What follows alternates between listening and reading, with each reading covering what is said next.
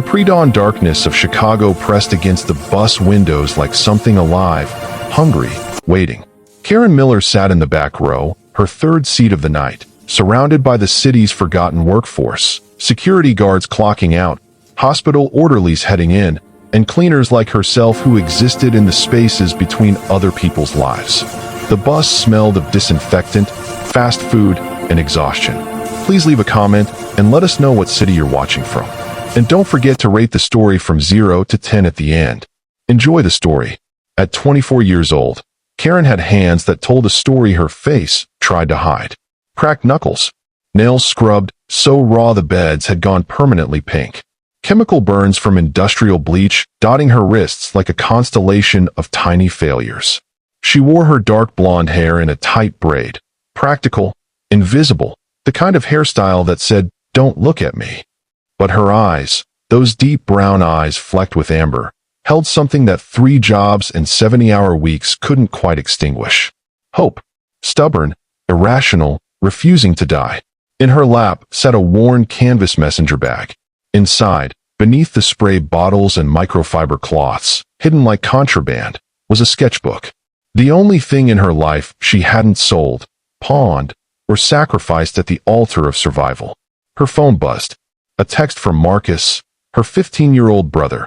"Did you remember to pay Dr. Chin? My appointment's next week." Karen's chest tightened. Marcus, her brilliant, fragile little brother with a mind that processed the world differently, beautifully, but in ways that required specialists, therapists, a private school designed for kids whose brains worked in colors instead of straight lines. The Riverside Academy invoice was taped to her bathroom mirror. $12,347 past due. Final notice. She typed back. "All taken care of. Focus on your robotics project." A lie, but a necessary one. Magnificent Mile, State Street, Sterling Tower. The driver's voice crackled through the ancient intercom system. Karen stood, her knees protesting. The Sterling Tower. 92 floors of glass and steel piercing the Chicago skyline like a middle finger to gravity itself. Home to Sterling Tech Industries, and at the very top, the penthouse residence of Donald Sterling, the man they called the Ice King in every business magazine, gossip blog, and horrified whisper of cleaning crews across the city. Her supervisor's words from yesterday still rang in her ears. "Karen, this is your last chance. Mr. Sterling has gone through 16 cleaning services in 8 months. 16. He fires people for leaving water spots, for breathing too loud, for existing wrong. But you're my best, and if you can keep this account, there's a permanent raise in it. If you screw this up." Sandra hadn't finished. She didn't need to. The building's service entrance was around back, naturally. Karen swiped her temporary access badge. It beeped 3 times before the heavy steel door finally clicked open. Inside, the service corridors were a different world from the marble and gold lobby visible through the interior windows. Here it was concrete and fluorescent lights, the arteries and veins hidden beneath beautiful skin. The service elevator groaned upward for what felt like an eternity. Karen checked her supplies one more time. Everything had to be perfect. Fragrance-free cleaning solution. Mr. Sterling's file specifically noted he couldn't tolerate scents. Microfiber cloths, lint-free. Shoe covers. Gloves. A separate set of tools for every room to prevent cross-contamination. The elevator doors opened directly into a private foyer. Karen stepped out, and the world changed. The penthouse was a palace of ice and light. Floor-to-ceiling windows wrapped around the entire space, offering a view of Chicago that made the city look like a circuit board of glittering lights spread out beneath an indifferent sky. Everything was white, gray, chrome, glass. Minimalist furniture that looked like it had never been sat on. Art on the walls that was probably priceless but felt cold, mathematical, chosen by algorithm rather than heart.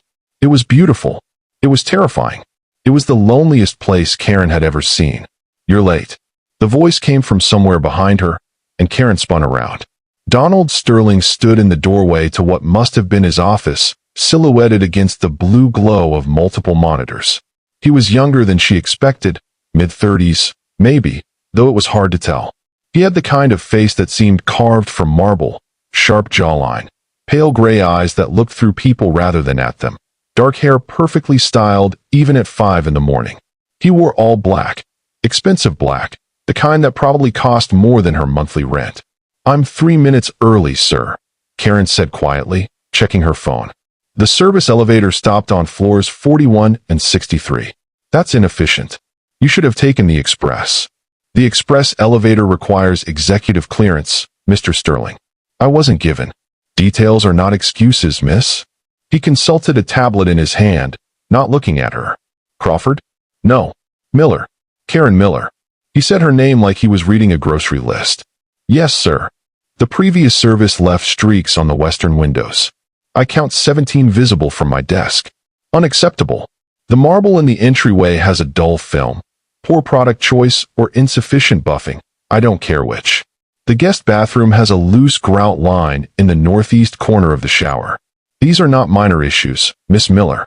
They represent a fundamental failure to understand standards."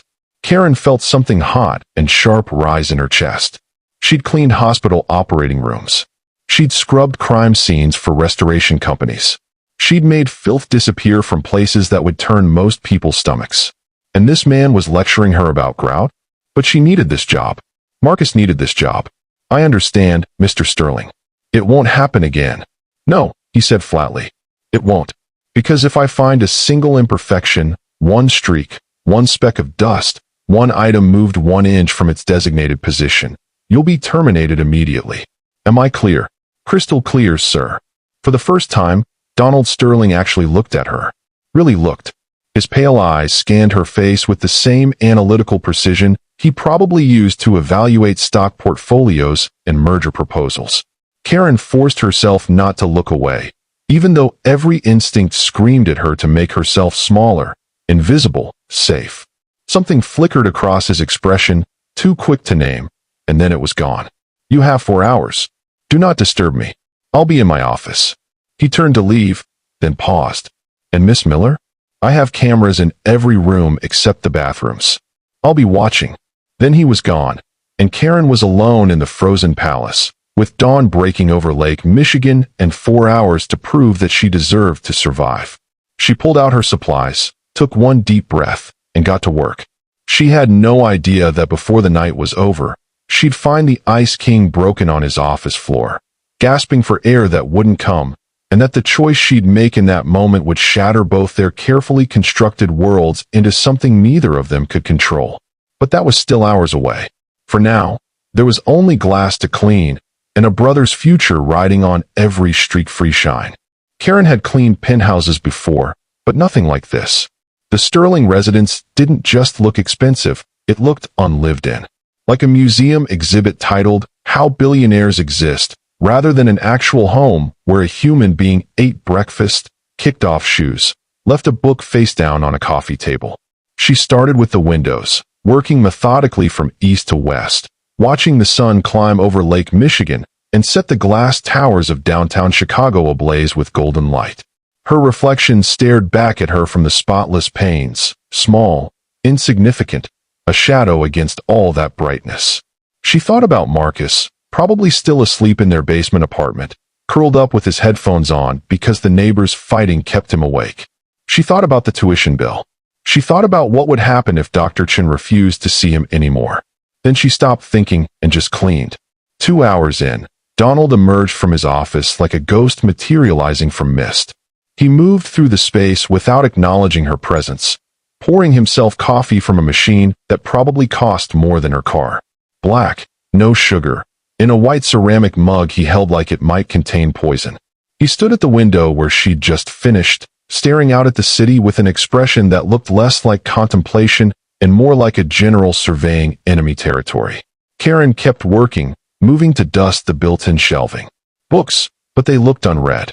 First editions, probably, chosen for their spines. Awards and plaques arranged with mathematical precision. A single photograph in a silver frame.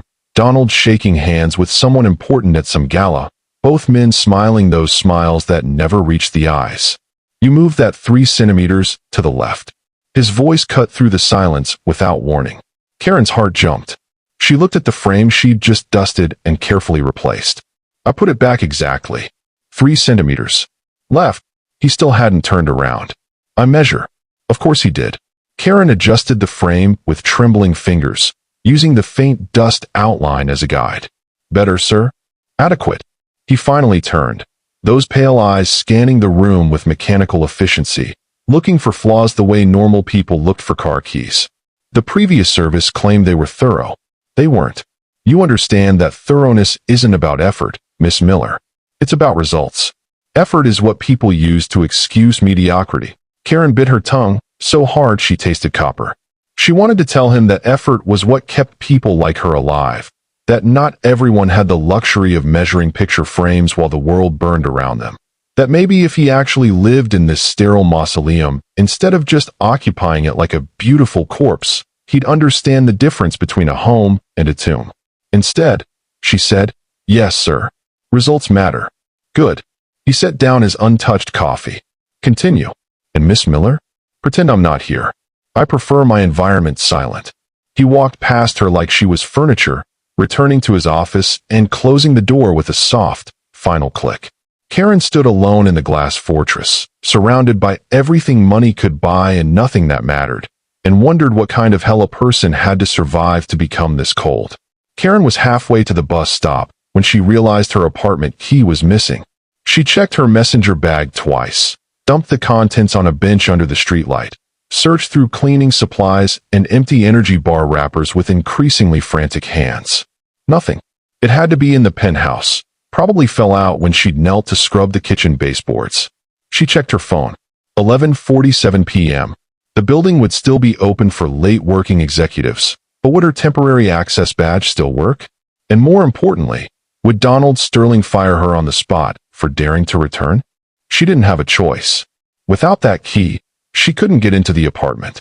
Marcus was spending the night at a friend's house for a group project, which meant she'd be sleeping on the street or burning money she didn't have on a locksmith.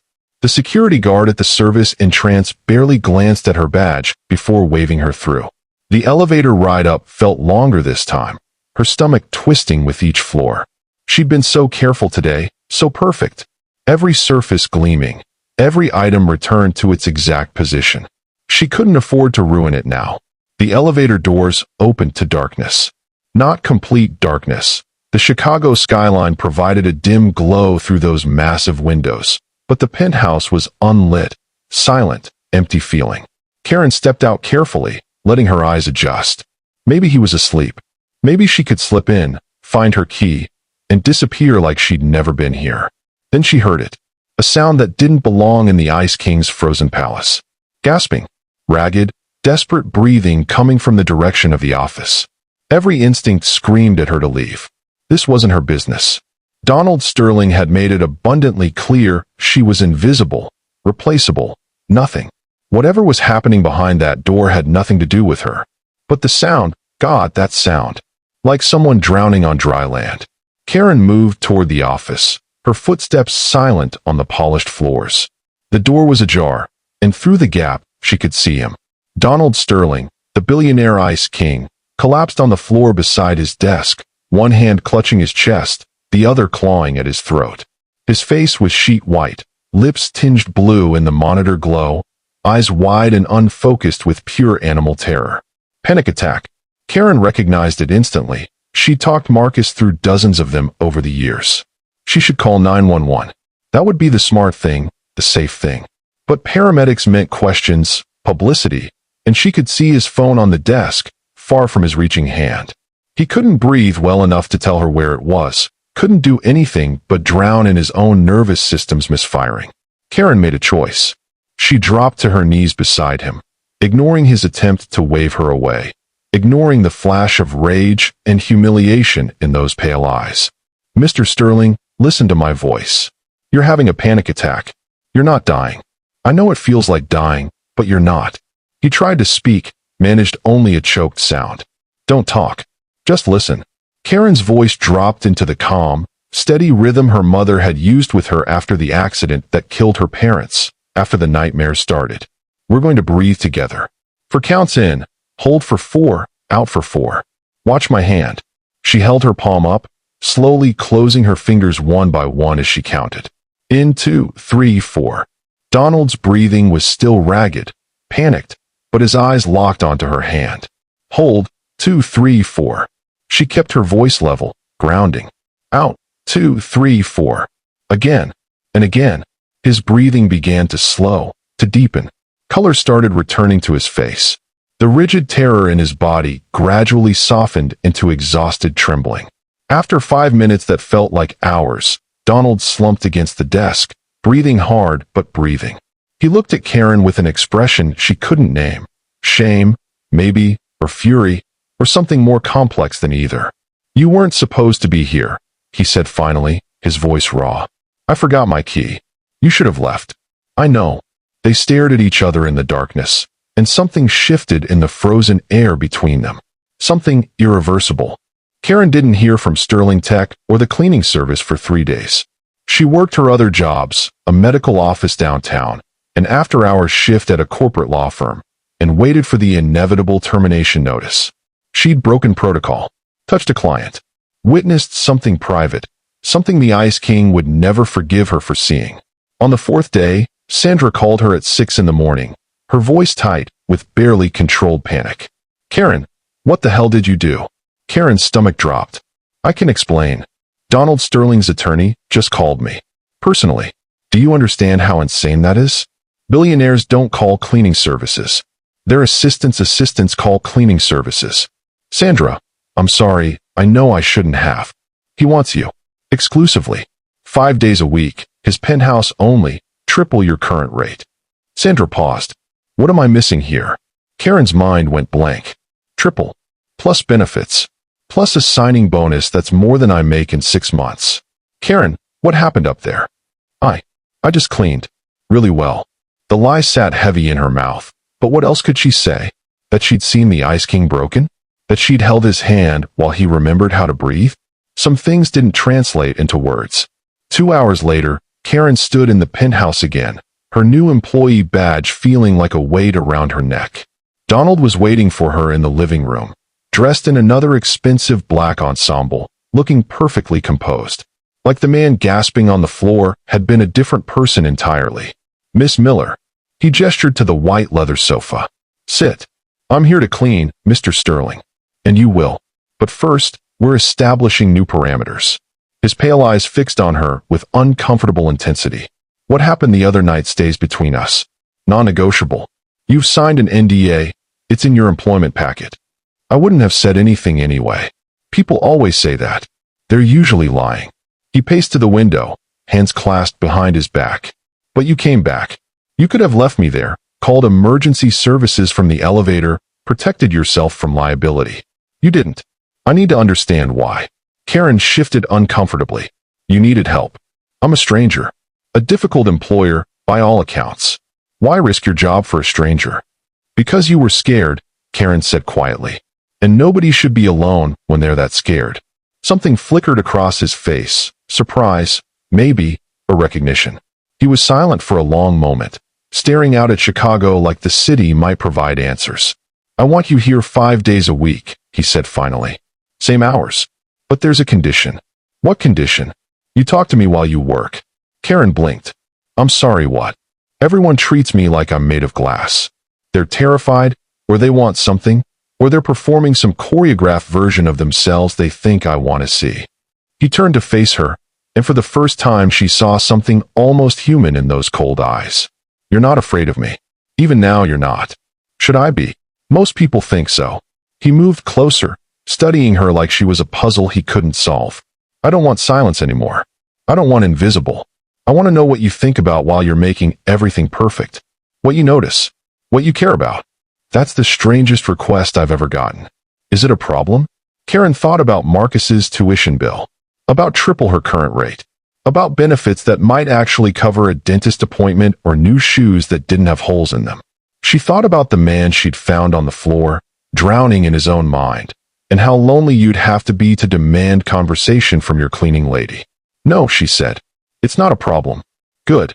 Donald stepped back, some of his usual coldness returning. "Then start with the windows. And tell me about yourself, Miss Miller. I want to know who breaks protocol to help a stranger."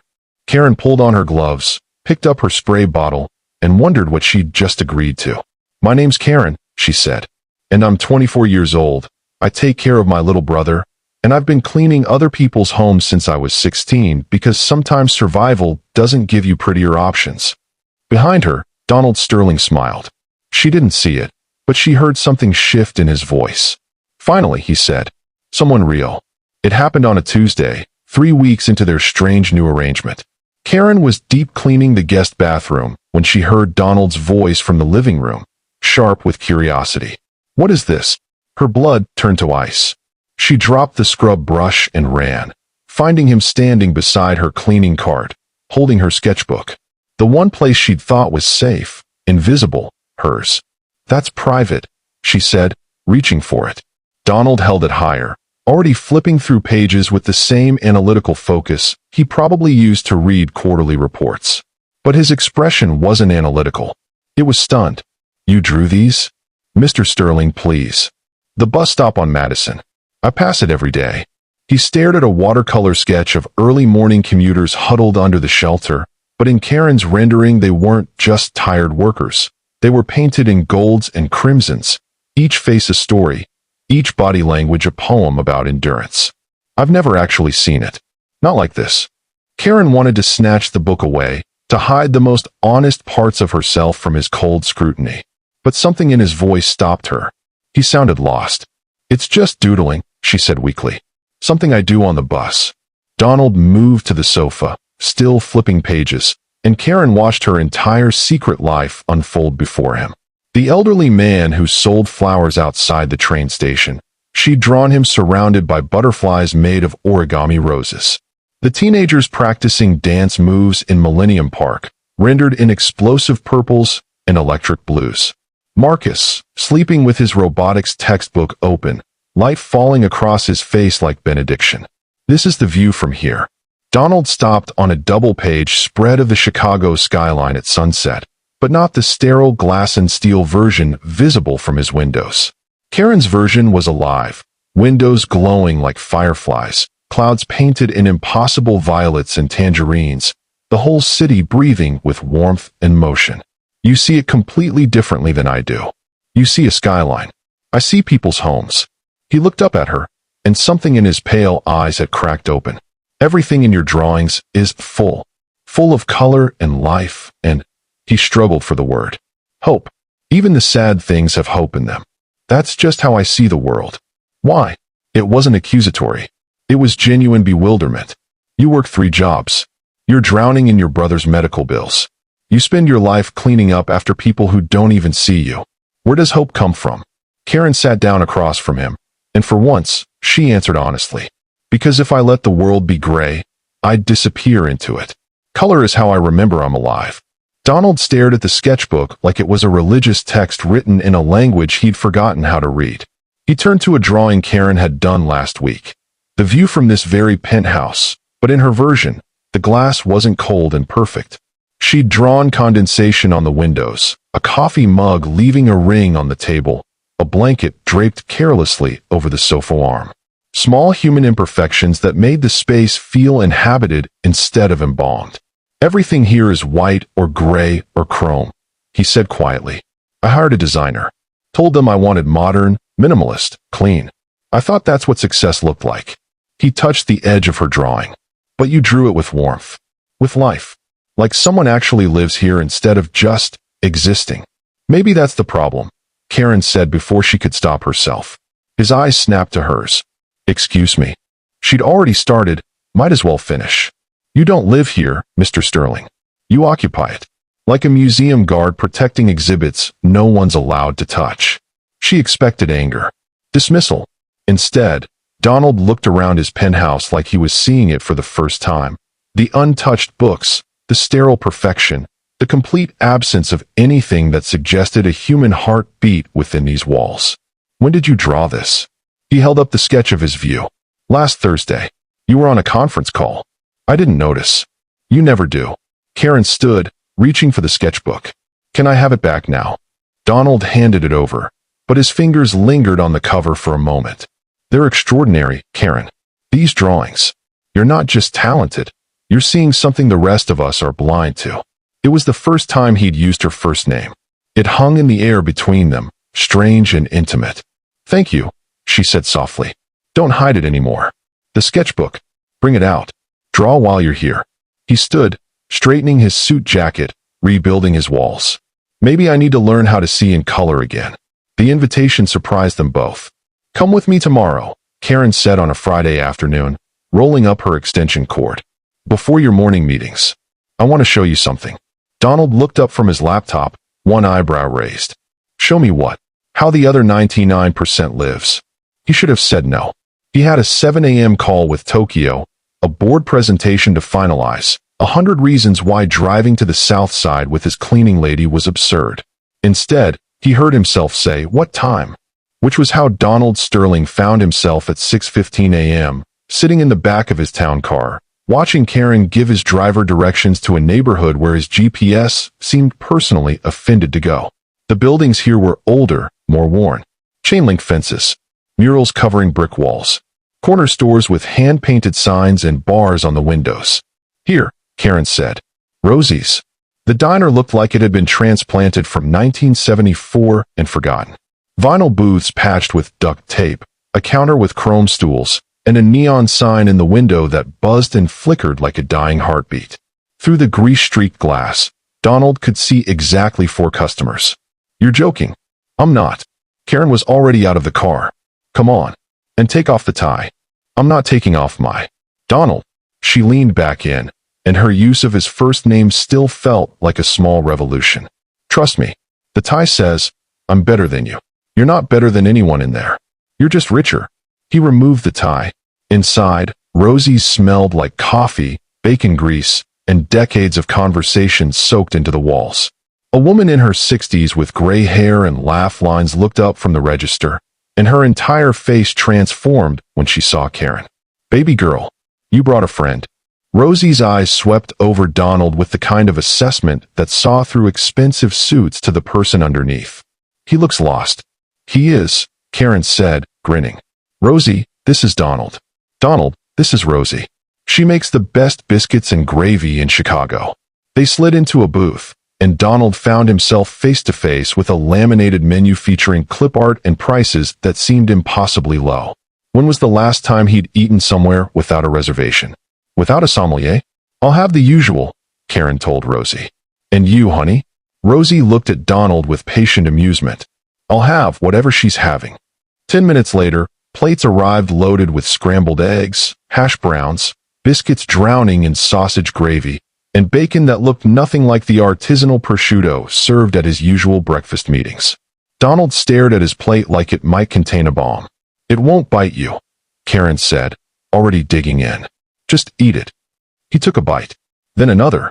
It was greasy, oversalted, probably terrible for his carefully monitored cholesterol levels, and absolutely delicious in a way that had nothing to do with Michelin stars and everything to do with food that actually tasted like something. "Good, right?" Karen asked. "It's..." Donald searched for the word. "Real. Everything here is real." She gestured around the diner. An elderly man reading a newspaper at the counter. A couple sharing pancakes, fingers intertwined. A construction worker gulping coffee before his shift. Nobody here cares that you're Donald Sterling. They don't want your investment advice or a job at your company. They just want their eggs and their coffee and to get on with their lives. Donald realized she was right. For the first time in years, maybe decades, no one was looking at him. No one was calculating his net worth, angling for an introduction, performing for his attention. He was just another customer in a diner, eating breakfast. "How did you find this place?" he asked. "My mom used to bring me here when I was little. After she died, Rosie kind of adopted me and Marcus." Karen's voice softened. "When everything fell apart, when I was working 4 jobs and failing at all of them, Rosie would feed us for free. Wouldn't take no for an answer. That's kindness. Just simple kindness, because she could and we needed it." Karen met his eyes. "Not everything valuable shows up on a balance sheet, Donald." Rosie appeared with a coffee refill, patting Karen's shoulder as she passed. "You taking care of yourself, baby? You look skinny." "I'm fine, Rosie." Rosie fixed Donald with a look that could melt steel. "You make sure she eats, Mr. Fancy Suit. This girl works too hard for too little." After she left, Donald said quietly, "She's right. I'm paying you triple rate, and it's still probably not enough. It's enough to keep Marcus in school. That's all that matters.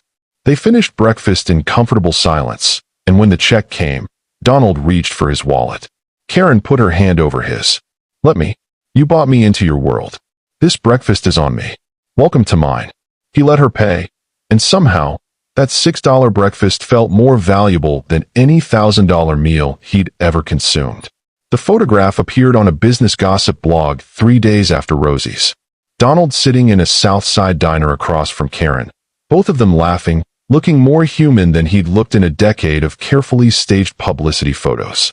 The headline read, Ice King melts? Sterling spotted slumming with mystery woman.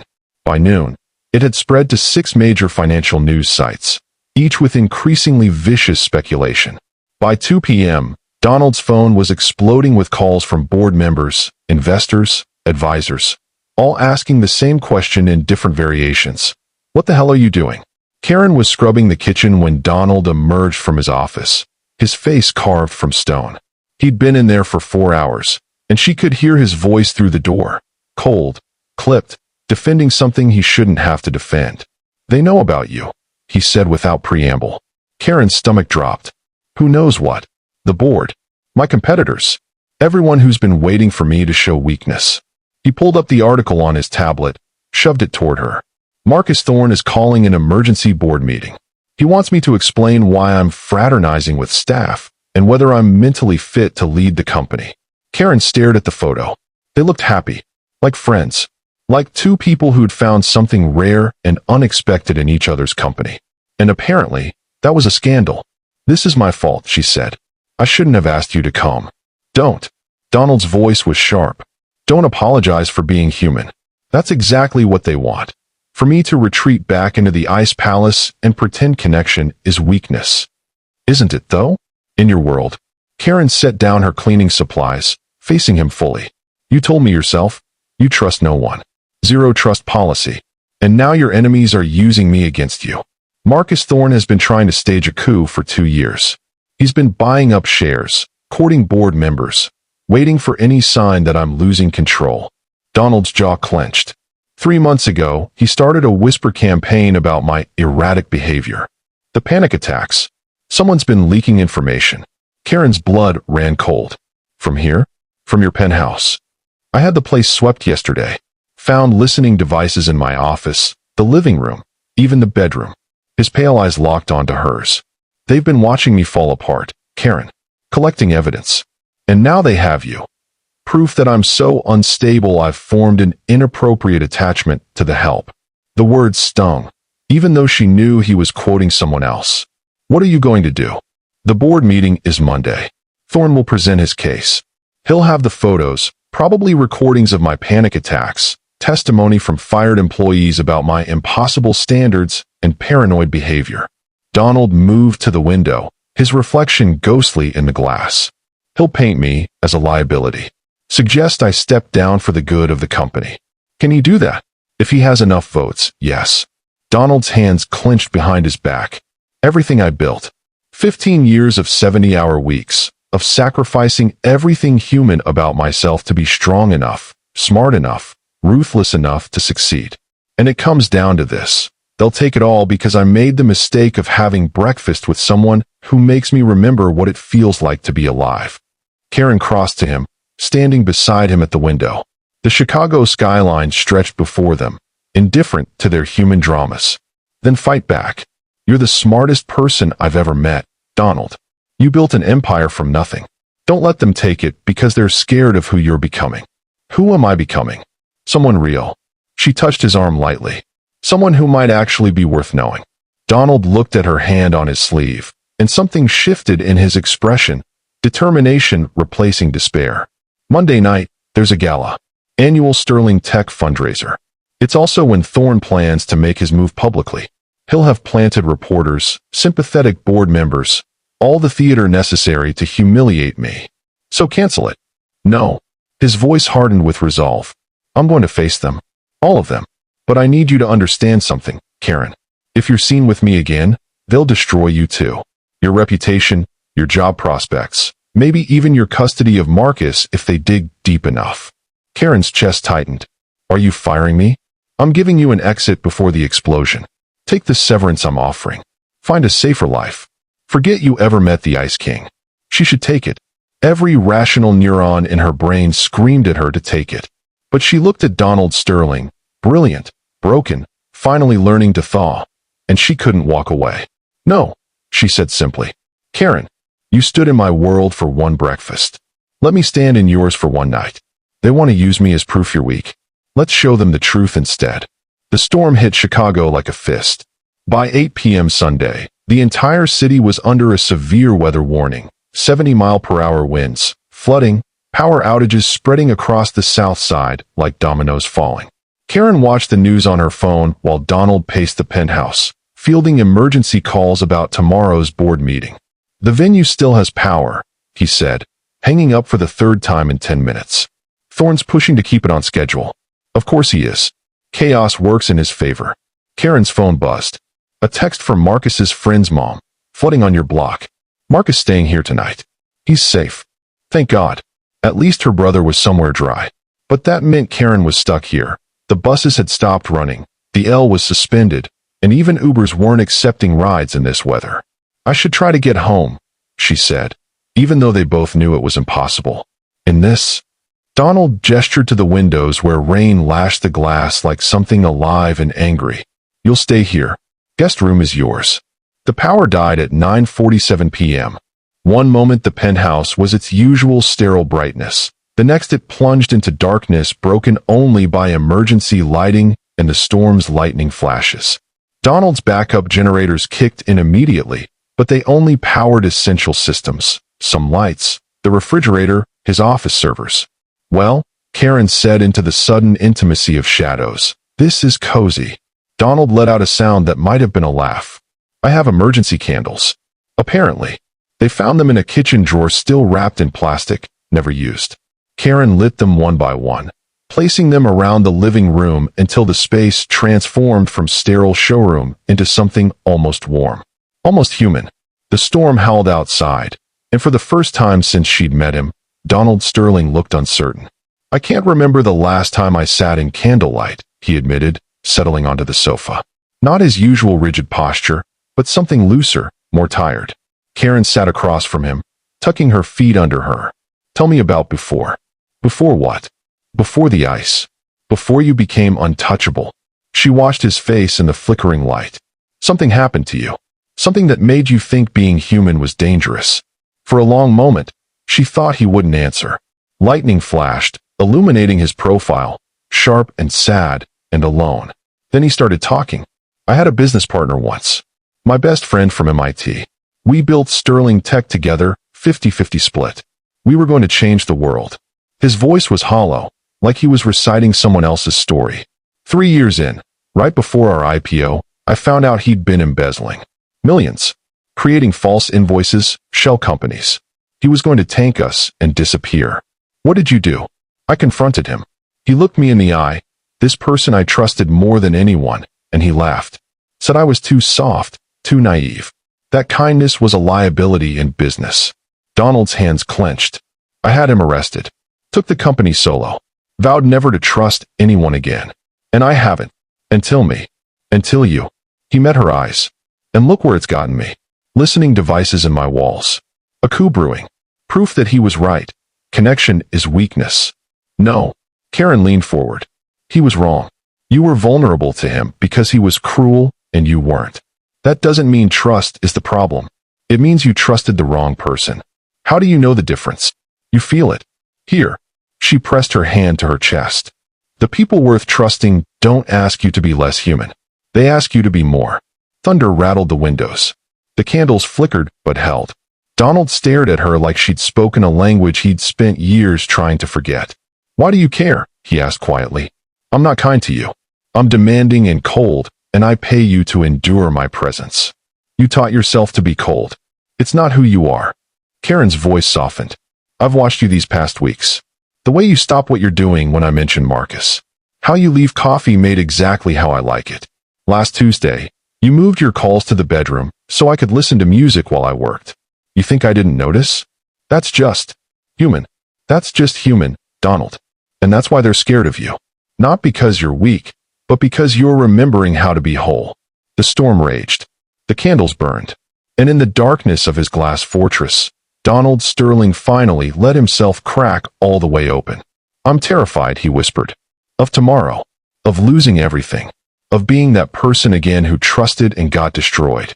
Karen moved to sit beside him, close enough that their shoulders touched. "Then be terrified with someone next to you. You don't have to face it alone anymore." He turned to her, and she saw tears on his face, the Ice King melting in candlelight and shadow. "I don't deserve you. Good thing I'm not here because you deserve me. I'm here because I choose to be." They sat together while the storm shook Chicago, two people learning what it meant to let someone in when every instinct screamed to stay protected. And when Donald finally fell asleep against her shoulder near dawn, Karen stayed awake, watching the city lights flicker back to life one by one, and wondered if she'd just made the bravest or most foolish choice of her life. The grand ballroom of the Chicago Peninsula Hotel glittered like a dragon's hoard. Crystal chandeliers, champagne towers, 1,000 people in designer gowns and bespoke tuxedos, all pretending they weren't vultures circling a wounded lion. Karen stood outside the service entrance in a dress that had cost more than her monthly rent, borrowed from a boutique Donald had insisted on, her hands shaking so badly she could barely hold her clutch. Inside, Donald would be facing Marcus Thorne's ambush alone. She'd promised to stay away, to let him handle it. But that was before she'd seen the final agenda, before Donald's assistant had leaked that Thorne planned to project those photographs on the main screen, to publicly question Donald's mental fitness, to turn their friendship into a weapon. Karen took a breath and walked through the front entrance. The ballroom fell silent in ripples as she entered. Heads turned. Whispers spread like wildfire. There was the cleaning lady, the proof of Donald Sterling's instability, the scandal in a navy blue dress. She found Donald near the stage, surrounded by board members, his face a mask of ice. But she saw the panic in his eyes when he spotted her. He shook his head slightly. "No. Leave. Save yourself." Karen kept walking. Marcus Thorne stood at the podium, mid-speech, his silver hair and practiced charm working the room like a seasoned politician. "And so we must ask ourselves, is this the leadership Sterling Tech deserves? A man so isolated, so paranoid, that he forms inappropriate attachments to staff members? Who suffers panic attacks in his office? Who has clearly lost touch with—" "Excuse me." Karen's voice cut through the ballroom, amplified by sheer audacity, if not volume. "I'd like to say something." The room erupted in confused murmurs. Thorne's face went purple. "Security, remove this woman. My name is Karen Miller." She climbed the stairs to the stage before anyone could stop her, her heart hammering so hard she thought it might break through her ribs. "And yes, I'm the cleaner in those photographs. But if you're going to use me as evidence against Donald Sterling, you should at least know the truth." Donald stood frozen, halfway between horror and hope. Karen turned to face 1,000 hostile eyes and kept talking. 3 months ago, I was working 3 jobs to keep my brother in school. I was invisible, disposable, just another person scrubbing other people's dirt for minimum wage. Then I met Donald Sterling, and he did something radical. He saw me, not as staff, not as a convenience, as a human being. "This is highly irregular," Thorne sputtered. "You want to talk about mental fitness? Let's talk about it." Karen's voice grew stronger. "Donald Sterling has panic attacks because he was betrayed by someone he trusted, because he chose to feel instead of becoming a sociopath. That's not weakness. That's being human in an industry that punishes humanity."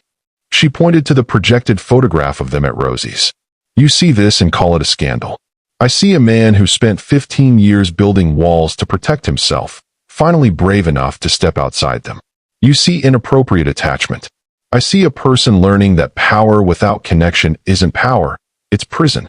The room was dead silent now. Karen found Donald's eyes across the stage. "Mr. Thorne says Donald Sterling is unfit to lead. I say a man who can admit he needs help, who can be vulnerable and still stand here fighting for what he built, is exactly the kind of leader this company needs." Her voice cracked slightly. "Not a king made of ice. A human being made of courage." She stepped back from the microphone, her entire body trembling. For 3 heartbeats, nothing happened. Then someone started clapping. A board member near the back. Then another. then more, until the applause built like thunder, drowning out Thorne's protests. Donald crossed the stage in 4 strides and took Karen's hand, facing the room together. Not employer and employee. Not billionaire and cleaner. Just 2 people who'd learned that strength wasn't about standing alone. It was about standing together. Thorne's face was a study in defeat. He'd tried to use their humanity against them, and instead had shown the room exactly what they'd been missing. What Sterling Tech had been missing. Later, after the vote, after the board rejected Thorne's coup by a landslide, after the reporters and the handshakes and the carefully worded press releases, Donald and Karen stood on the hotel balcony, looking out at Chicago's glittering skyline. "You destroyed your anonymity for me," Donald said quietly. "Your safety. Everything. Worth it. Karen, you would have done the same for me. I know you would have." She squeezed his hand. "That's what people who care about each other do. They show up." Donald pulled her into a hug, and the Ice King finally, completely melted. "Thank you," he whispered into her hair, "for teaching me how to be human again." 3 months later, Karen stood in the lobby of Sterling Tech's new headquarters, staring up at the wall where her painting would hang. Not the old building with its sterile glass and chrome, but a renovated factory in the West Loop, brick and steel and windows that let in actual sunlight. A space that felt lived in, human, real. "You're nervous," Donald said, appearing beside her with 2 cups of coffee. He knew how she took it now. Cream, 2 sugars, in a mug instead of a disposable cup, because she'd mentioned once that coffee tasted better from ceramic. Terrified, Karen admitted. "What if people hate it? Then they have terrible taste." He gestured to the canvas being carefully mounted by professional installers. "It's extraordinary, Karen. Stop doubting yourself." The painting was 6 feet tall, a riot of color and motion, the Chicago skyline at dawn, but not from a billionaire's penthouse. From ground level, looking up, street vendors and commuters and early morning joggers, all painted in vibrant golds and deep blues, the city waking up through the eyes of someone who'd lived in its margins and found beauty there anyway. She'd titled it Unseen Labor, and it had taken her 2 months of early mornings and late nights to finish. It was also her first commission, the first piece of art she'd ever been paid for, the first time someone had called her an artist instead of a cleaner. "Employees start arriving in an hour," Donald said, checking his watch. He wore jeans today, actual jeans, and a sweater instead of his usual suit.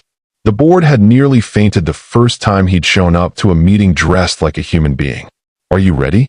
Karen wasn't cleaning anymore. Donald had insisted she take a position as creative director, a role he'd created specifically for her, over the protests of HR and several confused executives. Her job was to make Sterling Tech feel human, to bring color and warmth into a company that had been bleeding talent because nobody wanted to work in an ice palace. She'd started by painting a mural in the cafeteria, then redesigning the common spaces with local artists' work, bringing in plants and comfortable furniture and spaces where people could actually think instead of just perform productivity. The employees had responded like flowers turning towards sun. "I'm ready," she said. Marcus appeared from around the corner, earbuds in, his face lighting up when he saw them. 15 years old now, thriving at Riverside Academy, and spending his Saturdays interning in Sterling Tech's robotics division. Donald had offered him the position himself, telling Karen's brother that brilliance deserved investment, not just survival. "Is it up yet?" Marcus asked, bouncing on his toes. "Can I see?" "Almost." Karen ruffled his hair, and he ducked away with teenage indignation, but she caught his smile. The installer stepped back, and there it was. Karen's vision of Chicago, hanging in the lobby of a tech company, visible to everyone who entered. Proof that she existed, that her voice mattered. That art had value even when it came from raw hands and basement apartments and bus rides at dawn. "It's perfect," Donald said softly, and when Karen looked at him, she saw the man who'd been hidden under all that ice. Warm, present, learning every day how to balance power with humanity. "Speech time," he announced, and Karen groaned. "I hate speeches." "Too bad. You're the creative director. It's in your job description." He grinned, an expression that still looked slightly unpracticed on his face, but getting easier. Right after make Donald Sterling remember he's human. Employees were filing in now, gathering in the lobby for the official headquarters opening. Not the polished executives from the old building, but a mix. Programmers in hoodies, designers with visible tattoos, people who looked like they belonged in Rosie's diner as much as a boardroom. Donald took the microphone first, his voice carrying across the space. 3 months ago, I almost lost this company. Not because of bad quarterly earnings or market forces, but because I'd forgotten what we were building it for. I'd turned Sterling Tech into a monument to success, but monuments are for dead things. Companies are for living people. He gestured to Karen. This woman taught me that. She saw color where I only saw profit margins. She saw humans where I only saw productivity metrics. And she was brave enough to tell me the truth when everyone else was too afraid. That power without purpose is just another kind of poverty. Karen felt her face flush as every eye in the lobby turned to her. So this building is different, Donald continued. We're building a company with heart, where vulnerability isn't weakness, where mental health matters as much as market share, where someone's worth isn't measured by their title or their salary, but by the humanity they bring through the door every morning. He held out his hand to Karen, and she joined him at the front, her heart pounding. This painting behind me represents everything we're trying to build, she said, her voice shaking only slightly. It's about seeing the unseen, valuing the overlooked, understanding that the most important work often happens in the margins, done by people nobody's paying attention to. She looked at Donald. Until someone decides to look, really look, and sees not what you can do for them, but who you actually are. The applause was warm, genuine, nothing like the performance at the gala. Later, after the speeches and the tours and the catered lunch from local restaurants instead of corporate caterers, Karen and Donald stood alone in his new office. Smaller than the penthouse. Warmer. With actual books that looked red and a photo on his desk. The two of them at Rosie's, laughing, human. I'm proud of you, Karen said. I'm terrified, Donald admitted. Building a company with empathy. It's harder than building one with ruthlessness. But worth it. He looked out the window at the Chicago skyline. Not from 92 floors up, but from ground level, where you could see people's faces and hear their voices and remember that numbers on a spreadsheet represented actual human lives. Worth everything, he said. Karen's phone buzzed. A text from an art gallery downtown. Saw your piece at Sterling Tech, interested in showing your work. Call me. She stared at it, barely breathing. What? Donald asked. I think someone wants to show my art. Like, in an actual gallery. Donald's face split into a grin, the kind that reached his eyes now, that transformed him from the Ice King into someone she was proud to know. Of course they do. You're brilliant. I've been saying that for months. You're biased. I'm right. He squeezed her shoulder. Call them. Set up the meeting. And Karen. Yeah. Thank you. For not giving up on me when I was too frozen to give up on myself. She hugged him. This brilliant broken man who'd learned to thaw, and thought about the journey that had brought them here. From a penthouse of glass and ice to a foundation built on something warmer. From invisible cleaner to artist. From the Ice King to someone real. Thank you for seeing me, she whispered. Always, he promised. I'll always see you. And in the lobby below, Karen's painting caught the afternoon light, turning the unseen into something impossible to ignore. A testament to the truth that the most valuable things in life aren't bought with money, but with the courage to stay human in a world that rewards ice. The end. Thanks for reading. Don't forget to rate this story from 0 to 10 in the comments, and let us know what you thought. What lesson from Karen and Donald's journey resonated with you most?